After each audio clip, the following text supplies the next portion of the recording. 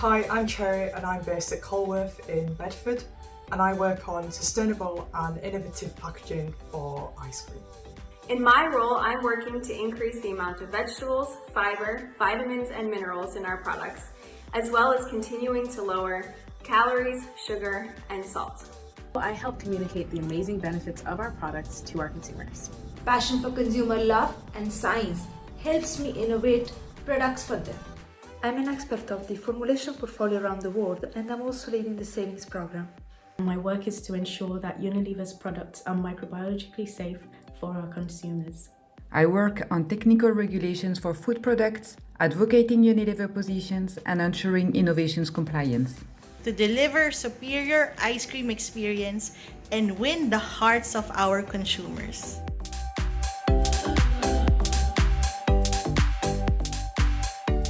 Hi, I'm here with 4 other scientists today to give you a little bit more information as to what a career looks like in Unilever as a woman in science. Ellen, what inspired you to start a career in science?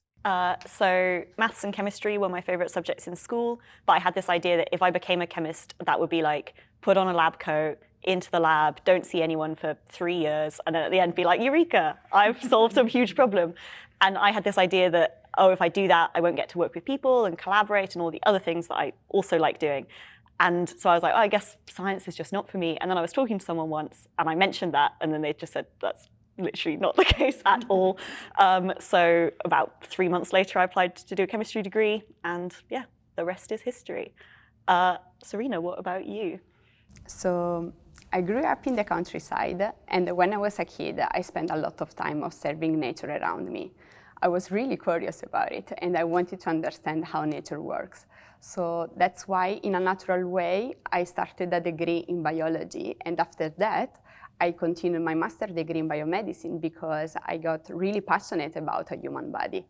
So then my career slightly changed because now I'm working in a food industry, but I think the science background that I have is opening your path in a different direction. Yeah, I actually never thought that I would end up in science. Like in my undergrad, I thought that wasn't really, I loved the subjects, but I thought it wasn't like something I would want to do career-wise. But then during my studies, I got in touch with more engineers and scientists, and I was like, these are really fun people. I want to be around them more and mostly like learn from them as well and be one myself. So that's how it started. Like later on, I started to switch towards more a science degree. So from my bachelor's to my master's, and then finally applying to R&D traineeship at Unilever. I never thought I could do it, but yeah, here I am. So it's just a sign that it's never really too late to sort of switch into a more science career if you want to. Mine goes back to when I was very young, like 6 years old or so, I guess. My grandmother was a nurse and a midwife, and that was quite something for her time because she studied, I think, in 1920s or so, had a higher education. And we had this photo at home. She was on a horse because she worked in very rural areas, like in mountains, helping women to deliver babies. And she had to ride the horse because that was the only transportation. So that was my first image of a scientist in the family, basically. And then, yeah, I think a bit of reading a lot of science fiction was also my inspiration. So my grandma and my Isaac Asimov, so both played a role in making me interested. So then I get a chemistry degree as well in uni and a science institution. So here we are, years after. I think I'm quite similar to you. So my interest was sparked as quite a young child when I got a microscope for Christmas one year. And I used to kind of run lots of nature-inspired experiments, often dragging my sister along kind of unwillingly to take part in them. And then over the years, I particularly developed a real interest more in the sort of human side of behaviour. And then I think the other thing that led me to a career in this area was I was always encouraged by my parents and lots of role models at school. We used to have speakers come in and things like that. So I never even questioned being a woman in science. To me, it was just like follow my interests. So yeah. Serena, what is the best thing about your job? So the best thing for me is working on the science behind happiness, and I'll tell you why. Eating an ice cream is a moment of happiness. But behind something so simple, there is a lot of science. So with my role, I can bring science to life. And with science, I can make the difference to the product. For example, by bringing all the ingredients together and studying how they interact with each other, I can enhance its texture or its taste. Or for example, I can improve its performance on our factory line. And then the best moment is at the end, after months of work, that you can see your product on the shelf. Yeah, for me, it's really about being around passionate people. And I find within R&D, there's a lot of passionate people. And usually it's on like a very specific topic, like happiness. And then I just love learning from people and hearing people talk that are really passionate about it. And then I learn myself as well. And I broaden like my knowledge in R&D in the wider sense.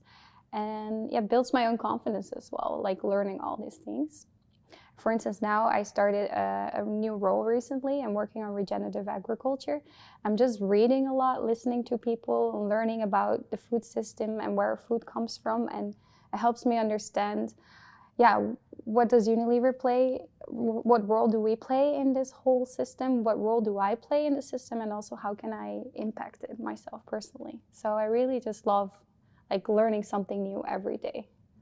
I think for me it's quite similar. I like the solving difficult problems with other people, especially people who are really knowledgeable, but about things that I'm not necessarily so knowledgeable in. So I work in sustainability and environmental safety, so it's a really big mix of all the different types of science you can possibly think of. But all of those people coming together to try and come up with a new way of doing things or a solution to a big problem is just like such a great feeling. And it's really cool watching all those discussions and then seeing them end in a new way of doing things. What have you worked on in the past year that you're especially proud of? What I'm proud of last year was a very personal change. So after over a decade working in consumer science, I made a very conscious decision to pivot my career in a new direction. So I'm now an R&D innovation manager, and I'm looking at how we innovate for digital commerce, which is the world's fastest growing retail channel. It's very dynamic and evolving all the time. So I've had to do a huge amount of learning. It's been a very rapid growth curve. And I'm really excited because I've found new ways to apply my scientific skills that I wouldn't have expected. So for example, I've been creating a new approach to help other people access all the incredible resources and knowledge that's available, but in a very easy and engaging way. I'm also extremely proud of being part of a team which worked very hard to deploy some R&D inspired communication assets onto digital commerce under very tight timelines. Marika, what's been the most rewarding project you have worked on at Unilever? Well, there's many, but I think basically the first one I did at Unilever 2.5 years ago, I started working here, is the one I'm most proud of and feel rewarded. I started as a packaging developer for the vegetarian butcher as my first role at Unilever, and it was a new team where we were only 3 people. I have 0 packaging experience, so I had to learn a lot, and I just did a lot of lab work. I analyzed a lot of data. I mostly just asked a lot of questions to all the packaging people around me because I had to learn so much in such a short time. And then at one point, I became the technical project lead on the shelf life extension project. And it was really challenging at first, but it allowed me to learn a lot about other capabilities at Unilever as well, because I worked with product developers, I worked with microbiology, so I learned a lot from them. And then I had to manage all these internal stakeholders, external stakeholders, and it was very overwhelming at first and a bit intense, but over time, I got more confident about it, and it was working out quite well. And then we landed an extension of shelf life by a lot, and then because of that, we could make the supply chain a lot more flexible, and we had a lot of positive business impact by reducing the business waste. So for me, it was so rewarding because I made a huge growth personally, but also because it had such a big positive business impact in the end. How about you? I think that goes back to like 2012-ish. I was working for the region, North Africa, Middle East, Russia, Ukraine, Belarus. That was the region. and I was doing consumer insights. So I was lucky enough to get some extra fund and sponsorship from one of the VPs to do a strategic piece of understanding in Middle East about post-wash. We call those lines post-wash, basically any other product in hair care than shampoos. So I was lucky enough to get this big fund to run a really proper semi-ethnographic study.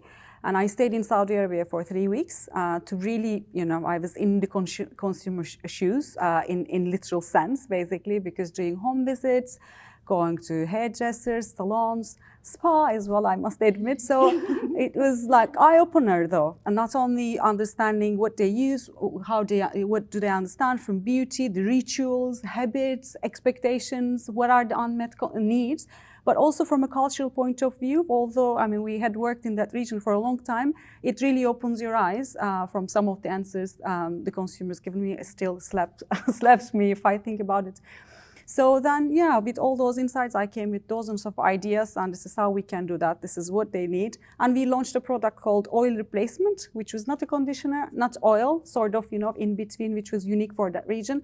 And then we relaunched it for quite a few years after that. So that was quite rewarding from a learning perspective and an impact in the marketplace too. So similar to you, Esra, I think the project I found most rewarding was when I did a piece of insight work to really understand, at the time, unmet need in our category, which was clothes that didn't actually smell as great as they should after washing. So we did a lot of consumer research, and the project took me to Indonesia, where I spent a week in people's homes, taking samples from all different stages of the laundry process. And it ultimately was a piece of work that underpinned the launch of a big new global technology. So it was rewarding because it was actually science unlocking a new business opportunity, but also on a personal level, I learned a huge amount and came away with a really renewed sense of gratitude following that piece of work. Emma, what advice would you give to someone considering a career in science? So to paraphrase Elizabeth Gilbert, I would say follow your passion, but if you're not sure what your passion is, follow your curiosity, because that will motivate you on the slightly more mundane days or the more difficult moments which all jobs have. And it's even more powerful if you think about the impact you want your science to have on the world. I would say write down any preconceptions you've got about what working in science looks like and then actively challenge them. So talk to people, do desk research, network, try and perhaps get a placement so you can try before you buy. And I would say it's also really important not only to think about the sorts of skills and techniques you want to develop, but also what are the kind of experiences you want in your career and what's the kind of environment and culture that you'd like to work in. Yeah, I guess similar to you, the thing that I've always said is just pay attention to the things that you like paying attention to.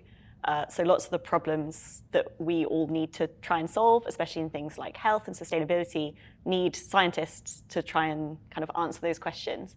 So if those are things that you're interested in, a career in science is a really good way of having actually really meaningful impact in the real world. But it does definitely help if you're interested in it as well. Thank you guys so much for sharing today. Hopefully we've given people lots of inspiration about what a career can look like in science as a woman. And yeah, thank you. It's been a privilege to sit with you all today. Thank you. Thanks.